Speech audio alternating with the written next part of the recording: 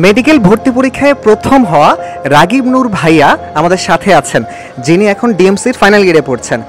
আমি RCS England. আর আমি রয়্যাল কলেজ অফ এডিনবার্গ। আশা আপুর ফেসবুকে লেখা আছে এমআরসিএস পার্ট 1 ব্র্যাকেটে লেখা ইউকে। এটা হচ্ছে ফার্স্ট এট লিস্ট ইন বাংলাদেশের হিস্ট্রি। আমরাই হচ্ছে ফার্স্ট যারা ইন্টার্নশিপ থাকা অবস্থায় এত আর্লি ডায়েটে এমআরসিএস পার্ট 1 কমপ্লিট করে। ওয়াও, মেডিকেলে যারা পড়াশোনা করছে তাদের জন্য অনেক ইন্সপায়ারিং। আমি দেখলাম ওদিন রাগিব বারবার তোমার কাছে অনেক টিপস এন্ড ট্রিক্স নিতে চাচ্ছিল। আশা আপুকে তো তোমরা জার্নি জুড়ে পাশে পাওই, শান্ত ভাইয়াও কিন্তু মেডিকেল অ্যাডমিশন কোর্সে থাকছেন।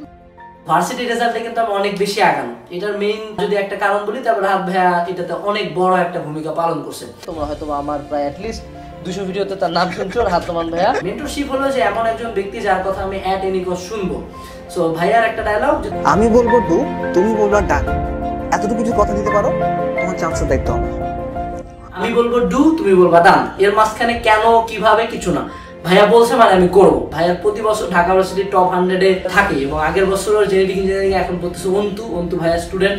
আমি তো আসি, এরকম আরো অনেক স্টুডেন্ট আছে ভাইয়া যাদের অ্যাকচুয়ালি চান্স পাওয়ারও কথা ছিল না হয়তো, কিন্তু তারাও প্রায় একদম বিভিন্ন ভার্সিটির শুরুর দিকে শেয়ার করছে। আপনি যে বলেছেন আমি বলবো ডু, তুমি বলবা ডান, তাহলে আমার চান্সও ডান। আসলেই সত্যি ভাইয়া।